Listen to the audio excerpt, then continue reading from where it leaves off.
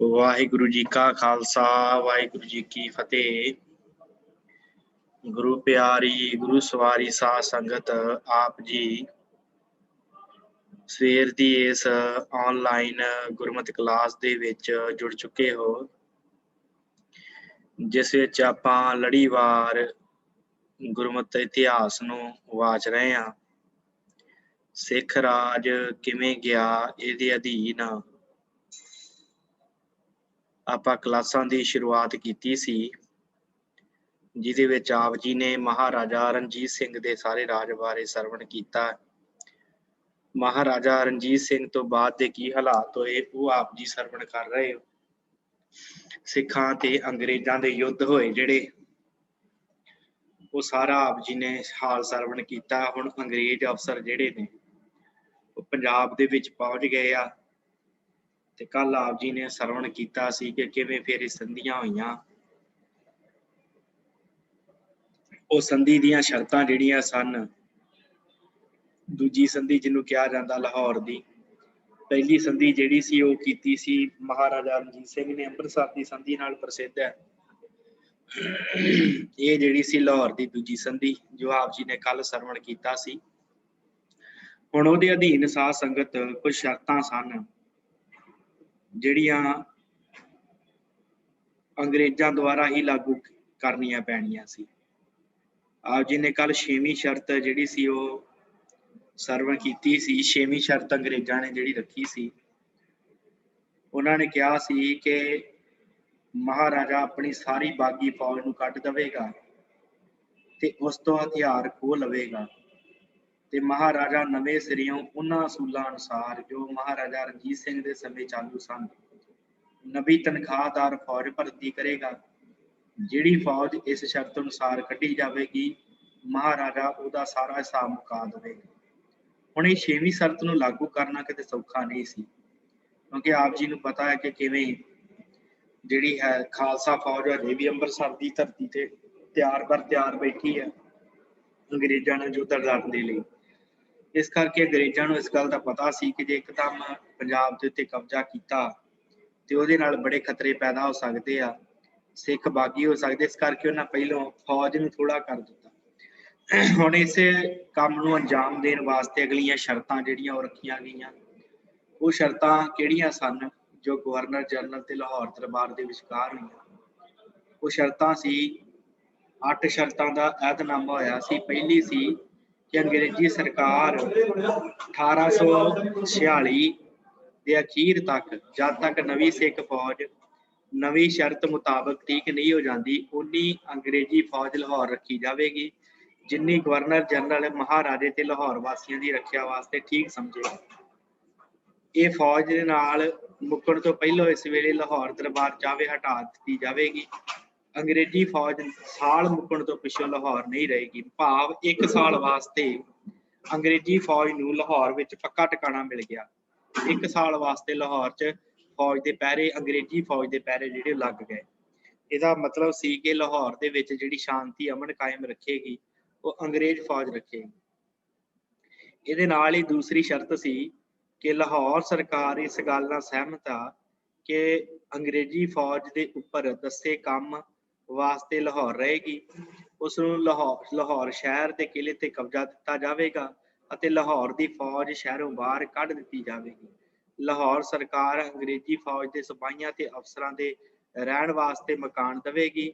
ਸਾਰੇ ਵਾਧੂ ਖਰਚੇ ਜੋ ਅੰਗਰੇਜ਼ੀ ਫੌਜ ਨੂੰ ਆਪਣੀਆਂ ਛਾਉਣੀਆਂ ਤੋਂ ਬਾਹਰ ਬੇਗਾਨੇ ਇਲਾਕੇ 'ਚ ਰਹਿਣ ਕਰਕੇ ਝੱਲਣੇ ਪੈਣਗੇ, ਅੰਗਰੇਜ਼ਾਂ ਨੂੰ ਲਾਹੌਰ ਸਰਕਾਰ ਦੇਵੇਗੀ। ਭਾਵ ਅੰਗਰੇਜ਼ ਲਾਹੌਰ ਆ ਗਏ ਆ ਤੇ ਉਹਨਾਂ ਦਾ ਸਿਪਾਹੀਆਂ ਦਾ ਖਰਚ ਵੀ ਲਾਹੌਰ ਦਰਬਾਰ ਚੁੱਕੇਗਾ, ਤੇ ਜਿਹੜੇ ਦੂਸਰੇ ਸਿਪਾਹੀ ਸਨ ਜਿਨ੍ਹਾਂ ਦਾ ਪਹਿਲੋਂ ਟਿਕਾਣਾ ਇੱਥੇ ਲਾਹੌਰ ਸੀ, ਉਹਨਾਂ ਨੂੰ ਲਾਹੌਰ ਵਿੱਚੋਂ ਕੱਢ ਦਿੱਤਾ ਜਾਵੇਗਾ। ਇਹ ਦੂਸਰੀ ਸ਼ਰਤ ਸੀ। ਫਿਰ ਤੀਸਰੀ ਸ਼ਰਤ ਸੀ ਕਿ ਲਾਹੌਰ ਸਰਕਾਰ ਛੇਤੀ ਤੇ ਉਦਮ ਦੇ ਨਾਲ ਆਪਣੀ ਨਵੀਂ ਫੌਜ ਪੱਕੀਆਂ ਸ਼ਰਤਾਂ ਅਨੁਸਾਰ ਜਥੇਬੰਦ ਕਰਨਾ ਆਰੰਭ ਕਰ ਦੇਵੇ ਤੇ ਲਾਹੌਰ ਰਹਿਣ ਵਾਲੇ ਅੰਗਰੇਜ਼ੀ ਅਫਸਰਾਂ ਦੀ ਸਲਾਹ ਨਾਲ ਨਵੀਂ ਫੌਜ ਰੱਖੀ ਜਾਵੇ। ਭਾਵ ਕਿ ਹੁਣ ਜੇ ਫੌਜ ਵੀ ਅੰਮ੍ਰਿਤਸਰ ਲਾਹੌਰ ਦਰਬਾਰ ਨੇ ਰੱਖਣੀ ਆ, ਉਹ ਵੀ ਅੰਗਰੇਜ਼ਾਂ ਤੋਂ ਪੁੱਛਿਆ ਜਾਊਗਾ ਕਿ ਕਿਹੜੀ ਫੌਜ ਰੱਖੀ ਜਾਵੇਗੀ, ਕਿਵੇਂ ਦੀ ਫੌਜ ਰੱਖੀ ਜਾਏਗੀ। ਫਿਰ ਉਸ ਤੋਂ ਬਾਅਦ ਪੰਜਵੀਂ ਜਿਹੜੀ ਹੈ हाँ जी, चौथी जिहड़ी है वो ये है कि जे लाहौर सरकार पहलों लिखी शर्त नूं पूरा करन दे विच असफल रही ਤਾਂ ਸਰਕਾਰ ਅੰਗਰੇਜ਼ੀ ਨੂੰ ਹੱਕ ਹੋਵੇਗਾ ਕਿ ਉਹ ਆਪਣੀ ਫੌਜ ਸਾਲ ਮੁੱਕਣ ਤੋਂ ਪਹਿਲਾਂ ਲਾਹੌਰੋਂ ਵਾਪਸ ਬੁਲਾ ਲਵੇ। ਵੀ ਜੇ ਅਸਫਲ ਰਹੇ ਇਸ ਤਰ੍ਹਾਂ ਕਰਨ ਤੋਂ ਤੇ ਅੰਗਰੇਜ਼ੀ ਫੌਜ ਇੱਥੋਂ ਚਲੀ ਜਾਵੇਗੀ। ਫਿਰ ਉਸ ਤੋਂ ਬਾਅਦ ਨੰਬਰ 5 ਪੰਜਵੀਂ ਸ਼ਰਤ ਸੀ ਕਿ ਸਰਕਾਰ ਅੰਗਰੇਜ਼ੀ ਉਹਨਾਂ ਸਾਰੇ ਜ਼ਗੀਰਦਾਰਾਂ ਦੇ ਹੱਕਾਂ ਦਾ ਸਤਿਕਾਰ ਕਰੇਗੀ ਜੋ ਲਾਹੌਰ ਦੀ ਪਹਿਲੀ ਸੁਲ੍ਹਾ ਦੀ ਸ਼ਰਤ ਨੰਬਰ 3 ਤੇ 4 ਅਨੁਸਾਰ ਇਲਾਕਿਆਂ ਦੇ ਮਾਲਕ ਹਨ ਤੇ ਉਹਨਾਂ ਦਾ ਸਬੰਧ ਮਹਾਰਾਜਾ ਰਣਜੀਤ ਸਿੰਘ, ਮਹਾਰਾਜਾ ਖੜਕ ਸਿੰਘ, ਮਹਾਰਾਜਾ ਸ਼ੇਰ ਸਿੰਘ ਦੇ ਖਾਨਦਾਨ ਹੈ।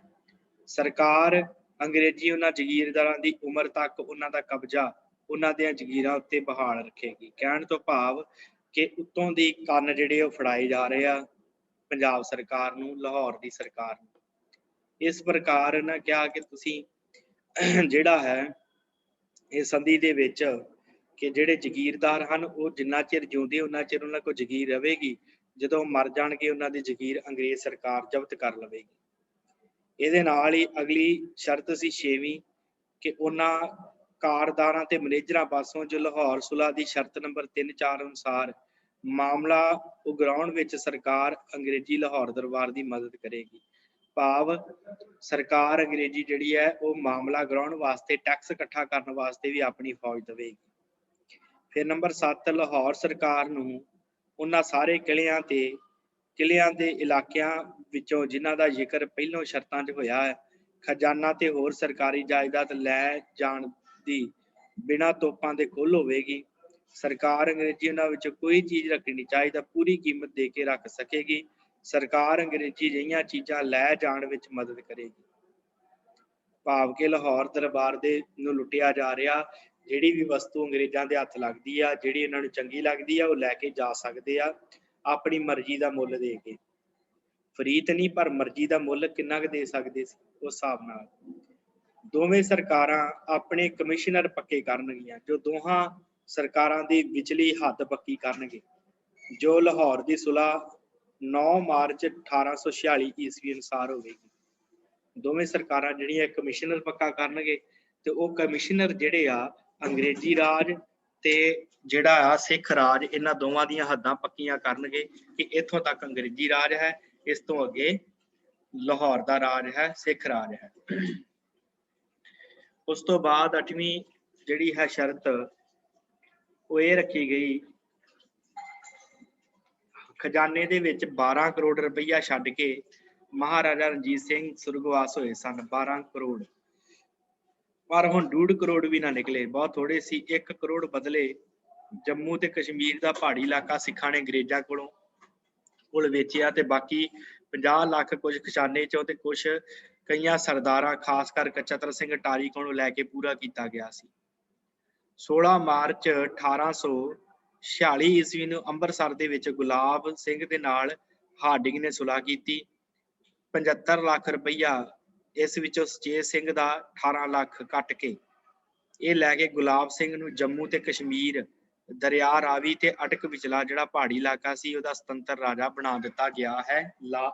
ਇਹਨੂੰ ਜਿਹੜਾ ਗੁਲਾਬ ਸਿੰਘ ਹੈ ਡੋਗਰਾ। ਇਸ ਤਰ੍ਹਾਂ ਸਾਰਾ ਪ੍ਰਬੰਧ ਕਰਕੇ ਲੋੜੀਂਦੀ ਫੌਜ ਜਿਹੜੀ ਹੈ ਉਹ ਲਾਹੌਰ ਛੱਡ ਕੇ ਬਾਕੀ ਅੰਗਰੇਜ਼ੀ ਫੌਜ 23 ਮਾਰਚ ਨੂੰ ਲਾਹੌਰੋਂ ਤੁਰੀ ਤੇ 26 ਮਾਰਚ ਨੂੰ ਸਤਲੁਜੋਂ ਪਾਰ ਹੋ ਗਈ। ਹੁਣ ਸਿਰਫ ਗਿਣਤੀ ਦੇ ਸਿਪਾਹੀ ਜਿਹੜੇ ਹਨ ਉਹ ਲਾਹੌਰ ਦੇ ਪ੍ਰਬੰਧ ਵਿੱਚ ਰਹਿ ਗਏ, ਬਾਕੀ ਦੇ ਜਿਹੜੇ ਮੇਨ ਸਿਪਾਹੀ ਹਨ ਉਹ ਵਾਪਸ ਮੁੜ ਗਏ ਆ ਆਪਣੇ ਰਾਜ ਵੱਲ ਨੂੰ। ਇੱਧਰ ਇਹ ਪੰਜਾਬ ਕਿਉਂ ਨਹੀਂ ਸਿੱਧੇ ਤੌਰ ਤੇ ਇਹਨਾਂ ਨੇ ਕਬਜ਼ੇ 'ਚ ਕੀਤਾ, ਇਹ ਵੀ ਗੱਲ ਵਿਚਾਰਨਯੋਗ ਹੈ। ਕਿਉਂਕਿ ਲਾਰਡ ਹਾਰਡਿੰਗ ਨੇ ਪੰਜਾਬ ਨੂੰ ਅੰਗਰੇਜ਼ੀ ਰਾਜ ਵਿੱਚ ਨਹੀਂ ਸੀ ਮਿਲਾਇਆ। ਇਸ ਗੱਲ ਲਈ ਅੰਗਰੇਜ਼ ਅਫਸਰ ਉਹਦੇ ਵਿਰੁੱਧ ਸਨ ਕਿ ਉਹਨੇ ਕਿਉਂ ਨਹੀਂ ਮਿਲਾਇਆ, ਪਰ ਉਹਨੇ ਪੰਜਾਬ ਕਿਉਂ ਆਪਣੇ ਰਾਜ ਵਿੱਚ ਨਹੀਂ ਮਿਲਾਇਆ, ਕੇਵਲ ਇਸ ਬਦਲੇ ਕਿ ਉਹ ਮਿਲ ਨਹੀਂ ਸੀ ਸਕਦਾ। ਪੰਜਾਬ ਰਾਜ ਸਿੱਧਾ ਨਹੀਂ ਸੀ ਇਹਨਾਂ ਨੂੰ ਮਿਲ, ਇਹਨਾਂ ਪਤਾ ਸੀ ਬਗਾਵਤਾਂ ਹੋ ਜਾਣਗੀਆਂ, ਇਸ ਕਰਕੇ ਸਿੱਧਾ ਨਹੀਂ ਸੀ ਮਿਲਾ ਸਕਦੇ। ਨਿਰਾ ਜ਼ੁਬਾਨੀ ਕਹਿਣ ਦੇ ਨਾਲ ਜਾਂ ਐਲਾਨ ਕਰਨ ਦੇ ਨਾਲ ਹੀ ਇਹ ਕੰਮ ਨਹੀਂ ਸੀ ਮੁੱਕਣਾ, ਸਗੋਂ ਸਾਰੇ ਪੰਜਾਬ ਤੇ ਕਬਜ਼ਾ ਕਰਨ ਤੇ ਖਾਲਸਾ ਫੌਜ ਨੂੰ ਦਬਾ ਕੇ ਉਹਦੇ ਵਿੱਚ ਅਮਨ ਰੱਖਣਾ ਪੈਣਾ ਸੀ। ਇਹ ਬੜਾ ਕੰਮ ਔਖਾ ਸੀ। ਇਸ ਸਵਾਲ ਦਾ ਜਵਾਬ ਅੰਗਰੇਜ਼ ਇਤਿਹਾਸਕਾਰ ਦਿੰਦੇ ਆ। ਉਹ ਕਹਿੰਦੇ ਪਹਿਲੋਂ ਸਿੱਧਾ ਰਸਤਾ ਇਹ ਸੀ ਕਿ ਪੰਜਾਬ ਨੂੰ ਅੰਗਰੇਜ਼ੀ ਰਾਜ 'ਚ ਮਿਲਾ ਲਿਆ ਜਾਂਦਾ, ਪਰ ਕੰਪਨੀ ਤੇ ਗਵਰਨਰ ਜਨਰਲ ਆਪ ਇਸ ਕੰਮ ਦੇ ਵਿਰੁੱਧ ਸਨ, ਕਿਉਂਕਿ ਇਸ ਹਾਲਤ ਵਿੱਚ ਜੇ ਪੰਜਾਬ ਨੂੰ ਜ਼ਬਤ ਕਰਨਾ ਸੰਭਵ ਹੀ ਨਹੀਂ ਸੀ ਤਾਂ ਔਖਾ ਬਹੁਤ ਸੀ। ਸਿੱਖ ਫੌਜ ਭਾਵੇਂ ਮੈਦਾਨ ਵਿੱਚ ਹਾਰ ਚੁੱਕੀ ਸੀ, ਪਰ 25,000 ਖਾਲਸਾ ਫੌਜ ਲਾਹੌਰ ਤੇ ਅੰਮ੍ਰਿਤਸਰ ਦੇ ਵਿੱਚ ਸੀ ਤੇ 8,000 ਪਿਸ਼ਾਵਰ ਦੇ ਵਿੱਚ। ਸੋ ਇੱਕ ਲੰਮੀ ਲੜਾਈ ਬਿਨਾਂ ਪੰਜਾਬ ਨੂੰ ਪੂਰੀ ਤਰ੍ਹਾਂ ਅਧੀਨ ਕਰਨਾ ਅਸੰਭਵ ਸੀ। ਇੱਕ ਲੜਾਈ ਲੜਨੀ ਪੈਣੀ ਸੀ। ਇਹੋ ਜਿਹੀ ਲੰਮੀ ਲੜਾਈ ਵਾਸਤੇ ਕਮਾਂਡਰ ਇਨ ਚੀਫ ਪ੍ਰਧਾਨ ਸੈਨਾਪਤੀ ਕੋਲ ਕਾਫੀ ਫੌਜ ਨਹੀਂ ਸੀ, ਭਾਵ ਇਹਨਾਂ ਦੇ ਕੋਲ ਫੌਜ ਵੀ ਥੋੜੀ ਸੀ। ਇਸੇ ਪ੍ਰਕਾਰ ਆਪਾਂ ਦੇਖਿਆ ਕਿ ਘਮਾਸਾਨ ਤੋਂ ਬਚਣ ਦੀ ਆਸ ਨਹੀਂ ਸੀ। ਜੋ ਸਿੱਖ ਇਹਨਾਂ ਦੇ ਨਾਲ ਲੜਦੇ ਸੀ ਡਰ ਗਏ ਸੀ ਅੰਗਰੇਜ਼ ਇੱਕ ਵਾਰੀ ਤੇ।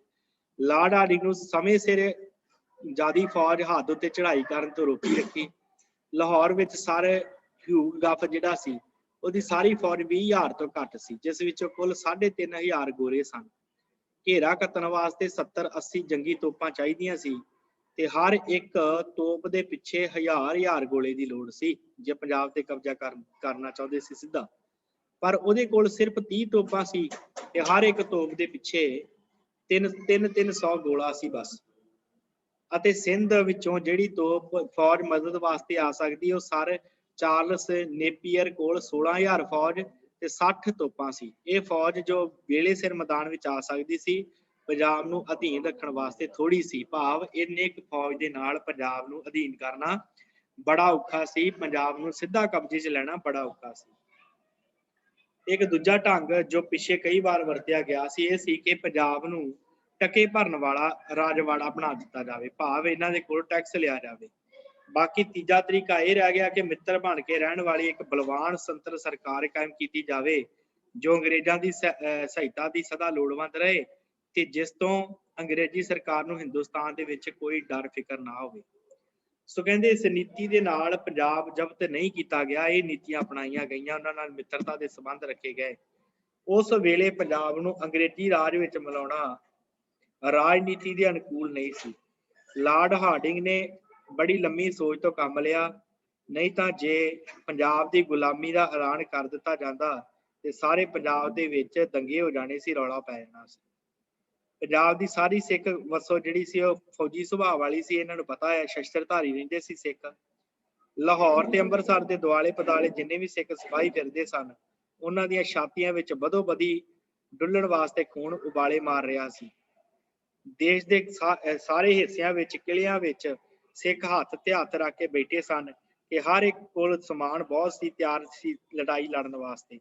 ਅੰਗਰੇਜ਼ਾਂ ਵਾਸਤੇ ਇੱਕ ਕਿਲੇ ਨੂੰ ਫਤਿਹ ਕਰਨਾ ਇੰਨਾ ਕਠਿਨ ਸੀ, ਇਸ ਤੋਂ ਔਖਾ ਸਾਰੇ ਦੇਸ਼ ਵਿੱਚ ਭੜਕੀ ਹੋਈ ਇਸ ਅੱਗ ਨੂੰ ਸ਼ਾਂਤ ਕਰਨਾ ਕਿੰਨਾ ਔਖਾ ਹੋਏਗਾ। ਇੱਕ ਕਿਲਾ ਸਿੱਖਾਂ ਨੇ ਮੱਲਿਆ ਸੀ, ਉਹਦੇ ਵਿੱਚ ਸਿੱਖ ਬੈਠੇ ਸੀ। ਆਪ ਹਿਸਾਬ ਲਾ ਲਓ, ਉਹ ਕਾਂਗੜੇ ਦਾ ਕਿਲੇਦਾਰ ਸੀ ਸੁੰਦਰ ਸਿੰਘ। ਇਹਨੂੰ ਕਿਹਾ ਗਿਆ ਸੀ ਕਿਲਾ ਵਿਹਲਾ ਕਰਦੇ, ਪਰ ਇਹਨੇ ਵਿਹਲਾ ਨਹੀਂ ਸੀ ਕੀਤਾ, ਇਹਦੇ ਨਾਲ ਲੜਾਈ ਲੜੀ ਗਈ ਤੇ ਕਾਫੀ ਲੜਾਈ ਹੋਣ ਤੋਂ ਬਾਅਦ ਇਹਨੇ ਛੱਡਿਆ ਸੀ ਇਹ। ਸੋ ਇਸ ਕਰਕੇ ਇੱਕ ਕਿਲਾ ਛਡਾਉਣਾ ਬੜਾ ਔਖਾ ਹੋ ਗਿਆ ਤੇ ਸਾਰੇ ਪੰਜਾਬ 'ਚ ਜੇ ਉਸ ਸਮੇਂ ਅੱਗ ਭੜਕ ਜਾਂਦੀ ਤੇ ਫਿਰ ਕੌਣ ਉਸ ਅੱਗ ਨੂੰ ਬੁਝਾਉਂਦਾ, ਬਹੁਤ ਔਖਾ ਹੋ ਜਾਣਾ ਸੀ ਅੰਗਰੇਜ਼ਾਂ ਵਾਸਤੇ।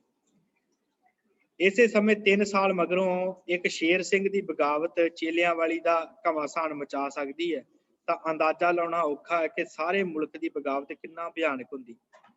ਤੇ ਜੇ ਲਾਰਡ ਹਾਰਡਿੰਗ ਇਹ ਵੀ ਜਾਣਦਾ ਸੀ ਕਿ ਅੱਗੇ ਸਤਲੁਜ ਦੇ ਕੰਢੇ ਤੇ ਅੰਗਰੇਜ਼ ਬਲ ਨਾਲ ਨਹੀਂ ਜਿੱਤੇ, ਸਗੋਂ ਸਿੱਖਾਂ ਦੇ ਸੈਨਾਪਤੀਆਂ ਦੀ ਗਦਾਰੀ ਸਦਕਾ ਜਿੱਤੇ ਆ, ਤੇ ਪੰਜਾਬ ਦੀ ਗੁਲਾਮੀ ਦਾ ਐਲਾਨ ਸੁਣ ਕੇ ਹੋ ਸਕਦਾ ਕਿ ਕਈ ਉਹ ਸਰਦਾਰ ਵੀ ਅੰਗਰੇਜ਼ਾਂ ਦੇ ਵਿਰੁੱਧ ਹੋ ਜਾਂਦੇ ਜਿਨ੍ਹਾਂ ਪਹਿਲਾਂ ਸਤਲੁਜ ਦੇ ਕੰਢੇ ਹਾਰਨ ਵਾਸਤੇ ਸਾਰਾ ਤਾਣ ਲਾਇਆ ਸੀ।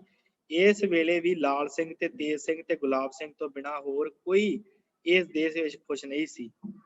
ਤੇ ਜੇ ਇਹੋ ਜਿਹੇ ਸਮੇਂ ਪੰਜਾਬ ਦੇ ਇੱਕ ਇੱਕ ਕਿਲੇ ਤੇ ਕਬਜ਼ਾ ਕਰਨਾ ਪੈਂਦਾ ਤੇ ਉਹ ਫਿਰ ਹਿਸਾਬ ਲਾ ਲਓ ਕਿ ਉਸ ਸਮੇਂ ਵੱਧ ਤੋਂ ਵੱਧ ਇਹਨਾਂ ਦਾ ਹਾਲ ਕੀ ਹੁੰਦਾ, ਕਿਉਂਕਿ ਕਾਂਗੜੇ ਦਾ ਕਿਲੇ ਤੇ ਕਬਜ਼ਾ ਕਰਨ ਲੱਗਿਆ ਹੀ ਇਹਨਾਂ ਦੀ ਬੁਰੀ ਹਾਲ ਹੋ ਗਈ ਸੀ। ਤੋ ਇਹੋ ਜਿਹੀਆਂ ਗੜਬੜੀਆਂ ਦਾ ਚੱਲਦਾ ਇਹਨਾਂ ਦਾ ਵੇਖ ਕੇ ਅੰਗਰੇਜ਼ਾਂ ਨੇ ਸਿੱਧਾ ਪੰਜਾਬ ਨੂੰ ਆਪਣੇ ਅਧੀਨ ਨਹੀਂ ਕੀਤਾ, ਸਗੋਂ ਪੰਜਾਬ ਦੇ ਹੱਥ ਵੱਢ ਲੈ ਗਏ, ਸਾਰੀਆਂ ਸੁਲ੍ਹਾਂ ਆਪਣੇ ਅਧੀਨ ਕਰ ਲਈਆਂ ਗਈਆਂ ਤੇ ਸਰਕਾਰ ਜਿਹੜੀ ਆ ਕਿਸੇ ਪ੍ਰਕਾਰ ਦੀ ਵਾਧੂ ਫੌਜ ਨਹੀਂ ਰੱਖ ਸਕਦੀ। ਕਈ ਤਰ੍ਹਾਂ ਦੀਆਂ ਸੰਧੀਆਂ ਕੀਤੀਆਂ ਗਈਆਂ, ਨਾਲ 1 ਕਰੋੜ ਰੁਪਈਆ ਜਿਹੜਾ ਉਹ ਵੀ ਲਿਆ ਗਿਆ ਤੇ ਹੋਰ ਵੀ ਜਿਹੜੀ ਜਗ੍ਹਾ ਹੈ ਉਹ ਜੰਮੂ ਸਮੇਤ ਹੋਰ ਕਈ ਜਿਹੜੇ ਜਗ੍ਹਾ ਉਹਨਾਂ ਤੇ ਕਬਜ਼ਾ ਕਰ ਲਿਆ। ਜਲੰਧਰ ਵੀ ਆਪਣੇ ਅਧੀਨ ਅੰਗਰੇਜ਼ਾਂ ਨੇ ਕਰ ਲਿਆ। ਹੁਣ ਨਵਾਂ ਪ੍ਰਬੰਧ ਕਿਵੇਂ ਚੱਲਿਆ ਹੈ ਲਾਹੌਰ ਦਰਬਾਰ ਦਾ, ਉਹ ਵੇਖੀਏ। 9 ਤੇ 11 ਮਾਰਚ 1846 ਨੂੰ ਇਹ ਸੰਧੀਆਂ ਹੋਈਆਂ, ਸੁਲਾਹ ਹੋਈਆਂ, ਪੱਕੀਆਂ ਹੋ ਗਈਆਂ। ਲਾਹੌਰ ਦਰਬਾਰ ਦੇ ਪੁਰਾਣੇ ਸਿਪਾਹੀ ਲਾਹੌਰ ਬੁਲਾ ਕੇ ਉਹਨਾਂ ਨੂੰ ਤਨਖਾਹਾਂ ਦੇ ਕੇ ਅੱਗੇ ਵਾਸਤੇ ਨੌਕਰੀ ਤੋਂ ਹਟਾ ਦਿੱਤਾ।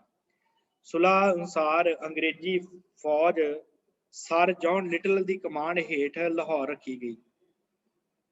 ਰਾਜ ਪ੍ਰਬੰਧ ਇੱਕ ਕੌਂਸਲ ਸਭਾ ਦੇ ਵਿੱਚ ਦਿੱਤਾ ਗਿਆ, ਹੱਥ ਦਿੱਤਾ ਗਿਆ। ਉਹ ਕੌਂਸਲ ਜਿਹੜੀ ਸੀ ਇੱਕ ਅੰਗਰੇਜ਼ ਏਜੰਟ ਹੈਨਰੀ ਲਾਰੈਂਸ ਦੇ ਅਧੀਨ ਰੱਖੀ ਗਈ ਸੀ ਤੇ ਲਾਲ ਸਿੰਘ ਵਜ਼ੀਰ ਤੇ ਤੇਜ ਸਿੰਘ ਸੈਨਾਪਤੀ ਬਣ ਗਏ। ਗੁਲਾਬ ਸਿੰਘ ਨੂੰ ਜੰਮੂ ਤੇ ਕਸ਼ਮੀਰ ਦਾ ਵੱਖਰਾ ਰਾਜਾ ਬਣਾ ਦਿੱਤਾ। ਮਹਾਰਾਣੀ ਜਿੰਦ ਕੌਰ ਤੇ ਦਲੀਪ ਸਿੰਘ ਦੀ ਮੁਖਤਿਆਰ ਬਣੀ ਤੇ ਦੋਵਾਂ ਮਾਂ ਪੁੱਤਾਂ ਦੇ ਨਿੱਜੀ ਖਰਚੇ ਵਾਸਤੇ 1 ਲੱਖ 1 ਮਹੀਨੇ ਦਾ ਪੱਕਾ ਹੋਇਆ। ਇਹ ਸਾਰਾ ਪ੍ਰਬੰਧ ਕਰਕੇ ਤੁਰਨ ਲੱਗੇ ਹਾਰਡਿੰਗ ਨੇ ਕੌਂਸਲ ਨੂੰ ਕਿਹਾ ਕਿ ਸਫਲਤਾ ਤੇ ਅਸਫਲਤਾ ਤੁਹਾਡੇ ਆਪਣੇ ਹੱਥ ਵਿੱਚ ਹੈ। ਮੈਂ ਤੁਹਾਡੀ ਸਹਾਇਤਾ ਕਰਨ ਤੋਂ ਕਦੇ ਮੂੰਹ ਨਹੀਂ ਮੋੜਾਂਗਾ, ਪਰ ਜੇ ਤੁਸੀਂ ਇਹ ਵੇਲਾ ਹੱਥੋਂ ਗਵਾ ਲਿਆ ਤਾਂ ਅੰਗਰੇਜ਼ਾਂ ਵੱਲੋਂ ਕੋਈ ਮਦਦ ਵੀ ਤੁਹਾਡੀ ਰਿਆਸਤ ਨੂੰ ਨਹੀਂ ਬਚਾ ਸਕੇਗੀ। ਇਹ ਗੱਲ ਜਾਂਦਾ ਹੋਇਆ ਕਹਿ ਗਿਆ ਸੀ ਲਾਰਡ ਹਾਰਡਿੰਗ। ਹਾਰਡਿੰਗ ਤੇ ਗੱਫ ਦੋਵੇਂ ਪੰਜਾਬ ਨੂੰ ਛੱਡ ਕੇ ਚਲੇ ਗਏ ਸਨ। ਪਿੱਛੋਂ ਸਿੱਖ ਹਕੂਮਤ ਕਿਸ ਢੰਗ ਵਰਗੀ ਰਹਿ ਗਈ ਸੀ। ਮੈਕਗ੍ਰੇਗਰ ਲਿਖਦਾ, ਕਹਿੰਦਾ ਲਾਹੌਰ ਦੀ ਸਿੱਖ ਹਕੂਮਤ ਅਸਲ ਅਰਥਾਂ ਵਿੱਚ ਖਤਮ ਹੀ ਹੋ ਗਈ ਸੀ। ਵਿਖਾਵੇ ਮਾਤਰ ਇੱਕ ਬਾਦਸ਼ਾਹ, ਇੱਕ ਵਜ਼ੀਰ ਤੇ ਇੱਕ ਫੌਜ ਹੈ, ਮਗਰ ਸਾਰੇ ਦੇ ਸਾਰੇ ਅੰਗਰੇਜ਼ੀ ਤਾਕਤ ਦੇ ਆਸਰੇ ਦੇ ਥੱਲੇ ਸਨ। ਫੌਜ ਜਾਂ ਮਹਾਰਾਜਾ ਦਲੀਪ ਸਿੰਘ ਕਠਪੁਤਲੀ ਸੀ ਬਸ, ਜਿਸ ਦੀ ਅਸਲ ਅਰਥਾਂ ਵਿੱਚ ਕੋਈ ਤਾਕਤ ਨਹੀਂ ਸੀ ਤੇ ਜੋ ਪੂਰੀ ਤਰ੍ਹਾਂ ਅੰਗਰੇਜ਼ਾਂ ਦੇ ਅਧੀਨ ਸੀ ਤੇ ਸਹੀ ਅਰਥਾਂ ਦੇ ਵਿੱਚ ਅੰਗਰੇਜ਼ ਇਸ ਵੇਲੇ ਪੰਜਾਬ ਦੇ ਹਾਕਮ ਸਨ। ਇਹਨਾਂ ਸੰਧੀਆਂ ਦੇ ਵਿੱਚ ਆਪ ਜੀ ਨੇ ਕੱਲ ਸਰਵਣ ਕੀਤਾ ਹੀ ਆ। ਇਹ ਸਿਰਫ ਗੱਲਾਂ ਹੀ ਸਨ, ਪਰ ਅੰਗਰੇਜ਼ਾਂ ਦੇ ਅਧੀਨ ਹੋ ਗਿਆ ਸੀ ਇਹ ਸਾਰੇ ਦਾ ਸਾਰਾ ਇਲਾਕਾ। ਫਿਰ ਉਸ ਤੋਂ ਬਾਅਦ ਹੋਇਆ ਕਿ ਲਾਲ ਸਿੰਘ ਨੂੰ ਦੇਸ਼ ਨਿਕਾਲਾ ਦਿੱਤਾ ਗਿਆ। ਕਿਉਂ? ਸਿੱਖਾਂ ਦੇ ਵਿੱਚ ਨਾਲ ਇੰਨੀ ਗਦਾਰੀ ਕਰਕੇ ਲਾਲ ਸਿੰਘ ਇਹੋ ਜਿਹੀ ਨਾਮ ਤਰੀਕਾ ਹਕੂਮਤ ਦਾ ਵਜ਼ੀਰ ਬਣਿਆ, ਪਰ ਇਹ ਖੁਸ਼ੀ ਵੀ ਉਹਨੂੰ ਬਹੁਤਾ ਚਿਰ ਭੋਗਣੀ ਨਸੀਬ ਨਾ ਹੋਈ। ਲਾਹੌਰ ਦਰਬਾਰ ਵੱਲੋਂ ਸ਼ੇਖ ਇਮਾਮੁਦੀਨ ਕਸ਼ਮੀਰ ਦਾ ਗਵਰਨਰ ਸੀ ਤੇ ਉਹਨੇ ਗੁਲਾਬ ਸਿੰਘ ਨੂੰ ਉੱਥੋਂ ਦਾ ਕਬਜ਼ਾ ਦੇਣ ਤੋਂ ਇਨਕਾਰ ਕਰ ਦਿੱਤਾ ਤੇ ਟਾਕਰਾ ਕੀਤਾ ਇਹਦਾ।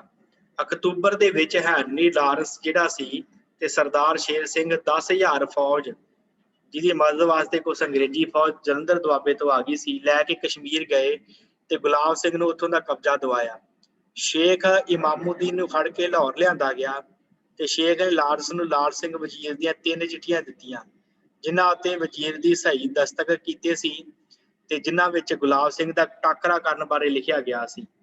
ਇਸ ਬਗਾਵਤ ਦੇ ਦੋਸ਼ੀ ਮੰਨ ਕੇ ਲਾਲ ਸਿੰਘ ਨੂੰ ਮੰਨਿਆ ਗਿਆ ਕਿ ਉਹਨੇ 3 ਚਿੱਠੀਆਂ ਕਿਉਂ ਭੇਜੀਆਂ ਤੇ 3 ਦਸੰਬਰ 1846 ਈਸਵੀ ਨੂੰ 65 ਸਰਦਾਰਾਂ ਦੀ ਇੱਕ ਸਭਾ ਬੈਠੀ, ਜਿਹਦੇ ਵਿੱਚ Henry Lawrence, John Lawrence, general Littler ਤੇ ਕਰਨਲ ਗਾਲਡੀ ਤੇ ਮਿਸਟਰ ਕਰੀ ਇਹ ਸ਼ਾਮਲ ਸਨ। ਤੇ ਇਹਨਾਂ ਨੇ ਇੱਕ ਇਕੱਤਰਤਾ ਦਾ ਸਭਾਪਤੀ ਜਿਹੜਾ ਸੀ ਉਹ ਕਰੀ ਸੀ ਤੇ ਸ਼ੇਖ ਦੀਆਂ ਚਿੱਠੀਆਂ ਦੇ ਨਾਲ ਜ਼ੁਬਾਨੀ ਵੀ ਲਾਲ ਸਿੰਘ ਦੇ ਵਿਰੁੱਧ ਬਿਆਨ ਦਿੱਤਾ। ਪੜਤਾਲ ਵਿੱਚ ਲਾਲ ਸਿੰਘ ਦੋਸ਼ੀ ਸਾਬਤ ਹੋਇਆ ਤੇ ਪੰਜਾਬ ਦੀ ਵਜ਼ਾਰਤ ਤੋਂ ਉਹਨੂੰ ਹਟਾ ਦਿੱਤਾ ਗਿਆ। ਵਜ਼ੀਰੀ ਵੀ ਉਹਦੇ ਹੱਥੋਂ ਗਈ ਤੇ 2000 ਮਹੀਨਾ ਪੈਨਸ਼ਨ ਦੇ ਕੇ ਬਨਾਰਸ ਦੇ ਵਿੱਚ ਇਹਨੂੰ ਜੇਲ੍ਹ ਹੋ ਗਈ, ਜਲਾਵਤਨ ਕੀਤਾ ਗਿਆ। 13 ਦਸੰਬਰ ਨੂੰ ਲਾਲ ਸਿੰਘ ਲੈਫਟੀਨੈਂਟ ਰਾਟਨ ਦੀ ਨਿਗਰਾਨੀ ਦੇ ਹੇਠਾਂ ਫਿਰੋਜ਼ਪੁਰ ਲਿਆਂਦਾ ਗਿਆ ਤੇ ਇੱਥੋਂ ਅੱਗੇ ਬਨਾਰਸ ਪਹੁੰਚਾਇਆ ਗਿਆ। ਇਸ ਤੋਂ ਪਿੱਛੋਂ ਛੇਤੀ ਭਰੋਵਾਲ ਦੀ ਸੁਲਾਹ ਹੋਈ ਤੇ ਮੁਲਤਾਨ ਤੇ ਸ਼ੇਰ ਸਿੰਘ ਦੀ ਬਗਾਵਤ ਦਾ ਕਾਰਨ ਬਣੀ। ਹੁਣ ਅੱਗੇ ਕੀ ਹੋਇਆ ਕਿ ਪੰਜਾਬ ਨੂੰ ਹੁਣ ਕੰਪਨੀ ਦਾ ਰਾਜ ਦੇ ਵਿੱਚ ਮਿਲਾ ਲੈਣਾ ਅੰਗਰੇਜ਼ਾਂ ਦੀ ਸ਼ਕਤੀ ਤੋਂ ਬਾਹਰ ਨਹੀਂ ਸੀ। ਹੁਣ ਸਾਰਾ ਕੁਝ ਹੋ ਗਿਆ ਸੀ, ਜਿਹੋ ਜਿਹਾ ਮਾਹੌਲ ਬਣਾਉਣਾ ਸੀ ਉਹ ਬਣ ਗਿਆ ਸੀ। ਉਹਨਾਂ ਆਪਣੀ ਮੁਰਾਦ ਪੂਰੀ ਕਰਨ ਦੇ ਬਦਲੇ ਪੈਰ ਧਰਨ ਜੋਗਾ ਥਾਂ ਬਣਾ ਲਿਆ ਸੀ। ਉਹ ਆਪਾਂ ਨੂੰ ਪਤਾ ਹੀ ਹੈ ਕਿ ਪੰਜਾਬ ਦੇ ਵਿੱਚ ਉਹਨਾਂ ਨੇ ਇੱਕ ਹਿਸਾਬ ਦਾ ਆਪਣਾ ਪੈਰ ਜਮਾ ਲਿਆ ਸੀ। ਪੰਜਾਬ ਤੇ ਕਬਜ਼ਾ ਕਰਨ ਦਾ ਫੁਰਨਾ ਅੰਗਰੇਜ਼ਾਂ ਦੇ ਦਿਲ ਵਿੱਚੋਂ ਕਿਸੇ ਵੇਲੇ ਵੀ ਨਹੀਂ ਸੀ ਨਿਕਲਦਾ, ਹਰ ਵੇਲੇ ਤਿਆਰ ਰਹਿੰਦੇ ਸਨ।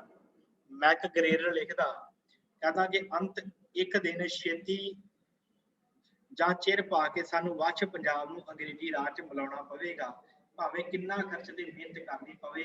ਆਖਰੇ ਇਲਾਕੇ ਸਰਕਾਰ ਅੰਗਰੇਜ਼ੀ ਦੇ ਅਧੀਨ ਚੰਗੇ ਉਪਜਾਊ ਹੋਣਗੇ, ਕਿਉਂਕਿ ਪੰਜਾਬ ਦੀ ਮਿੱਟੀ ਬੜੀ ਉਪਜਾਊ ਸੀ। ਇਸ ਕਰਕੇ ਅੰਗਰੇਜ਼ ਚਾਹੁੰਦੇ ਸਨ ਕਿ ਪੰਜਾਬ ਦਾ ਇਲਾਕਾ ਲਾਹੌਰ ਵਾਲੇ ਪਾਸੇ ਦਾ ਇਹ ਸਾਡੇ ਅਧੀਨ ਆ ਜਾਵੇ ਤੇ ਉਪਜਾਊ ਬਹੁਤ ਹੈ ਤੇ ਚੰਗਾ ਜਿਹੜਾ ਰਵਾਂਗੇ ਅਸੀਂ। ਸੋ ਲਾਰਡ ਹਾਰਡਿੰਗ ਦੀ ਇਹ ਬੜੀ ਇੱਛਾ ਸੀ ਕਿ ਉਹ ਪੰਜਾਬ ਨੂੰ ਅੰਗਰੇਜ਼ੀ ਰਾਜ ਵਿੱਚ ਮਿਲਿਆ ਹੋਇਆ ਵੇਖੇ, ਪਰ ਗਵਰਨਰ ਜਨਰਲ ਦੇ ਹੁੰਦਿਆਂ ਉਹਦੀ ਆਸ ਪੂਰੀ ਨਹੀਂ ਸੀ ਹੋਈ। ਇਸ ਗੱਲ ਦਾ ਸਬੂਤ ਉਹਨੇ ਆਪਣੇ ਸ਼ਬਦਾਂ 'ਚ ਲਿਖਿਆ। ਉਹ ਕਹਿੰਦਾ ਕਿ ਜੋ ਉਹਨੇ 16 ਦਸੰਬਰ 1846 ਨੂੰ ਇੱਕ ਚਿੱਠੀ ਲਿਖੀ ਸੀ ਫੈਡਰਿਕ ਕਰੀ ਨੂੰ, ਉਹਦੇ 'ਚ ਲਿਖਦਾ ਆ ਕਿ ਜਾਤੀ ਤੌਰ ਤੇ ਮੈਨੂੰ ਇਹ ਅਫਸੋਸ ਹੀ ਰਹੇਗਾ ਕਿ ਅੰਗਰੇਜ਼ੀ ਝੰਡਾ ਸਿੰਧ ਦੇ ਕੰਢਿਆਂ ਤੇ ਡਿੱਗਣਾ ਮੇਰੀ ਕਿਸਮਤ ਵਿੱਚ ਨਹੀਂ ਸੀ। ਮਾਰਚ 1846 ਈਸਵੀ ਦੀ ਸੁਲ੍ਹਾ ਵਿੱਚ ਜੋ ਕੁਝ ਉਹ ਕਰ ਸਕਦਾ ਸੀ ਕੀਤਾ, ਤੇ ਅੱਗੇ ਵਾਸਤੇ ਪੰਜਾਬ ਨੂੰ ਵਧੇਰੇ ਪੱਕੇ ਹੱਥਾਂ ਵਿੱਚ ਕਾਬੂ ਕਰਨਾ ਚਾਹੁੰਦਾ ਸੀ। ਦੂਜੇ ਪਾਸੇ ਸਿੱਖਾਂ ਦੇ ਕੁਝ ਸਰਦਾਰ ਅੰਗਰੇਜ਼ਾਂ ਦੇ ਬਿਲਕੁਲ ਪਿੱਠੂ ਸਨ, ਜਿਵੇਂ ਤੇਜਾ ਸਿੰਘ ਵਰਗੇ, ਤੇ ਕੁਝ ਉਹਨਾਂ ਦੀਆਂ ਡੂੰਘੀਆਂ ਚਾਲਾਂ ਨੂੰ ਸਮਝਣ ਦੀ ਲੋੜ ਨਹੀਂ ਸਨ ਸਮਝਦੇ। ਜਿਹੜੇ ਕੁਝ ਦੇਸ਼ ਨਾਲ ਪਿਆਰ ਕਰਦੇ ਸੀ ਤੇ ਅੰਗਰੇਜ਼ਾਂ ਦੀ ਨੀਤੀ ਨੂੰ ਵੀ ਸਮਝਦੇ ਸੀ, ਉਹਨਾਂ ਵਿੱਚ ਦੀਨਾਨਾਥ ਮਹਾਰਾਣੀ ਜਿੰਦ ਕੌਰਾਂ ਮੋਹਰੀ ਸਨ। ਦੀਨਾਨਾਥ ਤੇ ਮਹਾਰਾਣੀ ਜਿੰਦ ਕੌਰ, ਇਹ ਦੋਵੇਂ ਅੰਗਰੇਜ਼ਾਂ ਦੇ ਦਿਲ 'ਚ ਕੰਡੇ ਦੇ ਵਾਂਗੂ ਰੜਕਦੇ ਸੀ। ਤੇ 1846 ਈਸਵੀ ਦਾ ਸਾਲ ਮੁੱਕਣ ਤੇ ਆ ਗਿਆ ਜਦੋਂ, ਤੇ ਪਹਿਲੀ ਸੁਲ੍ਹਾ ਅਨੁਸਾਰ ਲਾਹੌਰ ਵਿਚਲੀ ਅੰਗਰੇਜ਼ੀ ਫੌਜ ਨੇ ਚਲੀ ਜਾਣਾ ਸੀ। ਲਾਰਡ ਹਾਰਡਿੰਗ ਨਵੀਂ ਸੁਲ੍ਹਾ ਰਾਹੀਂ ਪੰਜਾਬ ਉੱਤੇ ਅੱਗੇ ਨਾਲੋਂ ਵੀ ਕਰੜਾ ਫੌਜੀ ਕਬਜ਼ਾ ਰੱਖਣਾ ਚਾਹੁੰਦਾ ਸੀ, ਪਰ ਚਾਹੁੰਦਾ ਸੀ ਕਿ ਨਵੀਂ ਸੁਲ੍ਹਾ ਵਾਸਤੇ ਅਪੀਲ ਵੀ ਸਿੱਖ ਸਰਦਾਰਾਂ ਕੋਲ ਕਰਾਈ ਜਾਵੇ। ਉਹਨੂੰ ਪਤਾ ਸੀ ਕਿ ਹੁਣ ਫੇਰ ਜਿਹੜਾ ਸਾਲ ਪੂਰਾ ਹੋ ਚੱਲਿਆ ਤੇ ਸਾਨੂੰ ਇੱਥੋਂ ਜਾਣਾ ਪੈਣਾ ਫੌਜ ਲੈ ਕੇ, ਤੇ ਉਹ ਵੀ ਚਾਹੁੰਦਾ ਸੀ ਕਿ ਮੈਨੂੰ ਸਰਦਾਰ ਕਹਿਣ ਵੀ ਇੱਥੇ ਰਹੋ, ਵੀ ਅਸੀਂ ਨਾ ਕਬਜ਼ਾ ਛੱਡੀਏ ਤੇ ਇੱਥੇ ਰਹੀਏ ਸਗੋਂ ਫੌਜ ਲੈ ਕੇ। ਹੋਇਆ ਕੀ ਫਿਰ ਕਿ ਉਹਨੂੰ ਗੁਪਤ ਚਿੱਠੀਆਂ ਦੇ ਵਿੱਚ ਹਾਰਡਿੰਗ ਆਪਣੇ ਦਿਲ ਦਾ ਭਾਵ ਲਿਖਦਾ ਰਹਿੰਦਾ ਸੀ। ਇੱਧਰ ਕਰੀ ਹੈਨਰੀ ਲਾਰੈਂਸ ਸਿੱਖ ਸਰਦਾਰਾਂ ਨੂੰ ਇਸ ਨਵੇਂ ਜਾਲ ਦੇ ਵਿੱਚ ਫਸਾਉਣ ਦਾ ਯਤਨ ਕਰਦੇ ਰਹੇ। ਮਹਾਰਾਣੀ ਜਿੰਦ ਕੌਰ ਤੇ ਦੀਨਾਨਾਥ ਵੀ ਚੁੱਪ ਕਰਕੇ ਬੈਠੇ ਨਹੀਂ ਸਨ।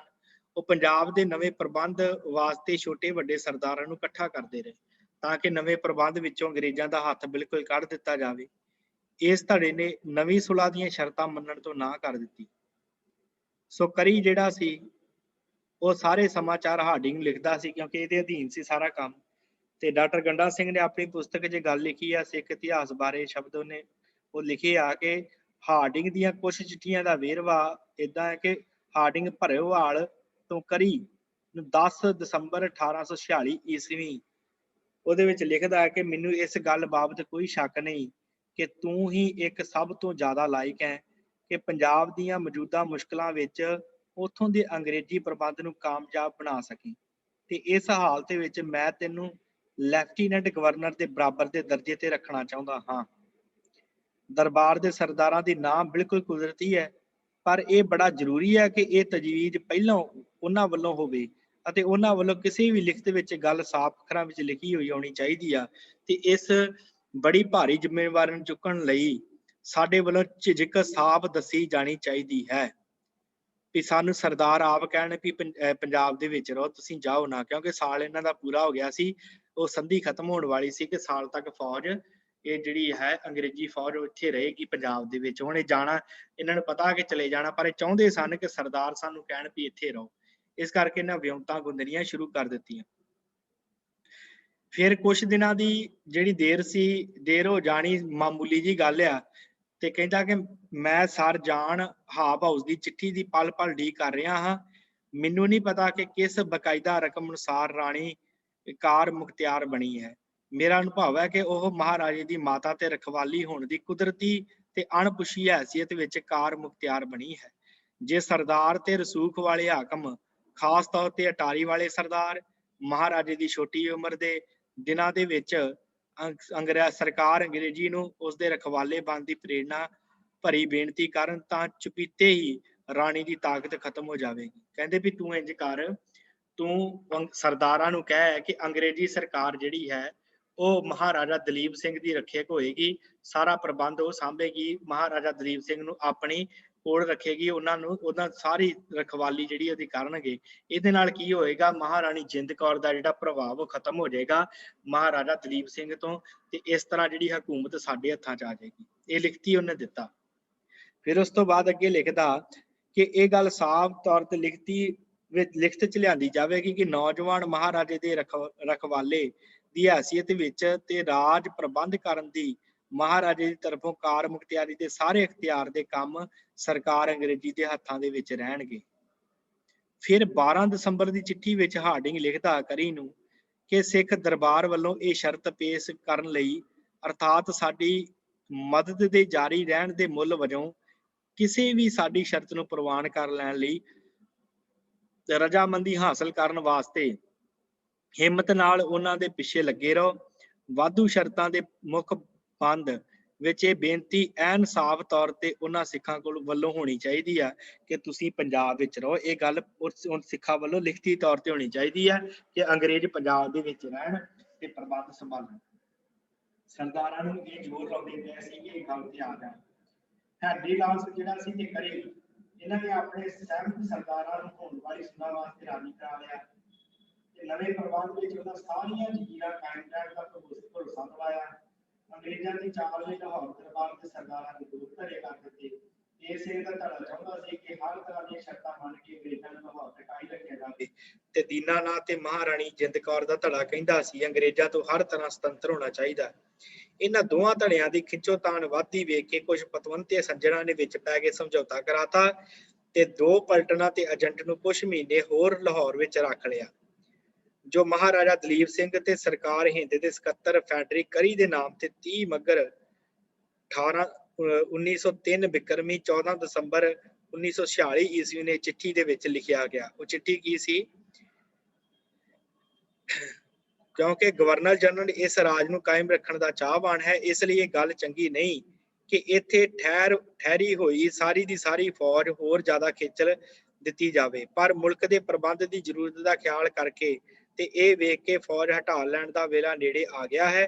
ਇਹ ਆਸ ਕੀਤੀ ਜਾਂਦੀ ਹੈ ਕਿ ਏਜੰਟ ਦੇ ਦੋ ਪਲਟਣਾ, ਇੱਕ ਰਸਾਲਾ ਤੇ ਇੱਕ ਬਾਤਰੀ ਕੁਝ ਮਹੀਨਿਆਂ ਲਈ ਇੱਥੇ ਠਹਿਰੇ ਰਹਿਣਗੇ। ਇੱਕ ਪਲਟਣ ਫੌਜ ਦੀ ਉੱਥੇ ਰੱਖ ਲਈ ਗਈ ਅੰਗਰੇਜ਼ੀ। ਇਸ ਸਮੇਂ ਵਿੱਚ ਬਾਕੀ ਰਹਿੰਦੇ ਰਾਜ ਪ੍ਰਬੰਧ ਨੂੰ ਲੋੜੀਂਦੇ ਹੱਦ ਤੱਕ ਮੁਕੰਮਲ ਕਰ ਲਿਆ ਜਾਏਗਾ।